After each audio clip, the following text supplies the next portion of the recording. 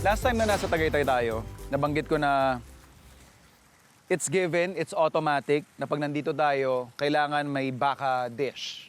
And na-realize lang namin na magpo 5 years na ang farm to table, pero hindi pa yata ako nakakagawa ng mechado.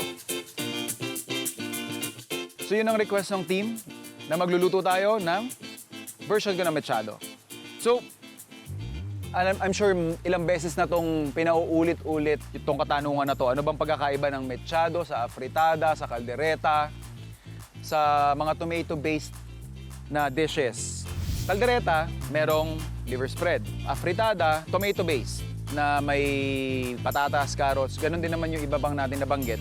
Menudo, may hotdog, yung iba may pasas. Mechado naman, ang pinakamadaling ma-differentiate kasi mas darker yung shade nito. Tipak-tipak ito. And ang marination kasi nito is toyo at kalamansi. So yun yung pinaka nagpapaiba sa kanya compared doon sa ibang mga nakakalitong putahe. So we're just gonna cut our beef into chunks. So we have our chunks of beef. Kagaya ng sabi natin, soy sauce, and calamansi juice. So we're just gonna massage yung ating meat.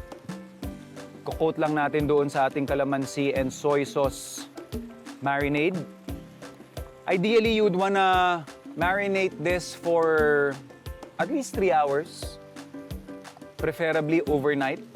But since it's going to be a long process of cooking, pwede mo na rin actually itong lutuin right away.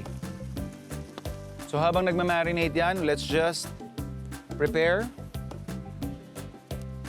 our aromatics. I have here, syempre, onions. Then yung ating garlic. Hot pan. Sear muna natin yung ating beef meat.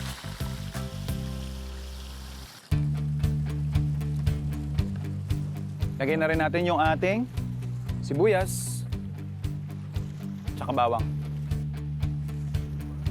So pepper.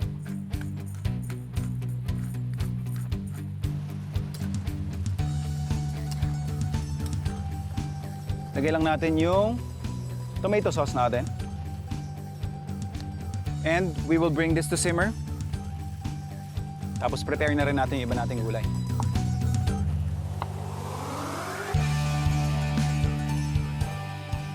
So kadalasan, patatas yung hinahalo natin para lang din may iba-iba ng kaunti. Pwede kayo actually gumamit ng kamote.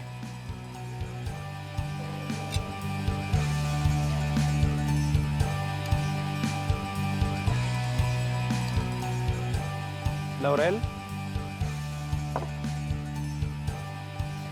Konting asukal. At syempre, yung natira pa nating marinade. Okay. So we'll just simmer this, slow cook this. Since beef cut ito, more or less mga 1.5 to 2 hours natin siyang palalambutin. Balikan natin, saka natin ilalagay yung mga gulay.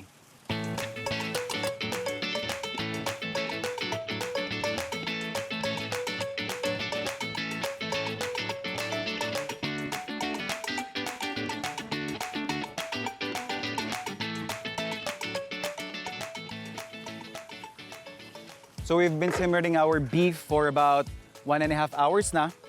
For me, hindi siya super fork tender. May saktong bite pa siya. Yet that's my preferred doneness for this dish. Next up, yung ating starch, kamote.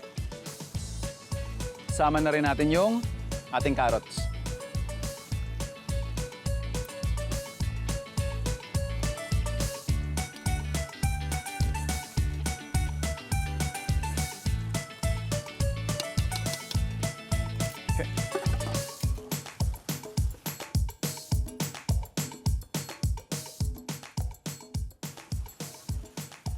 So, malambot-lambot na rin yung ating carrots at saka yung ating sweet potato.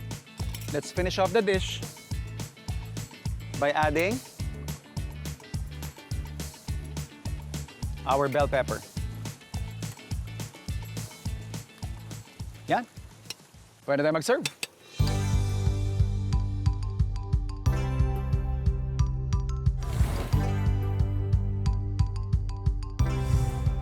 Oh, mga anak, kain na. Oh, yan. Thank you, Chef. Sir.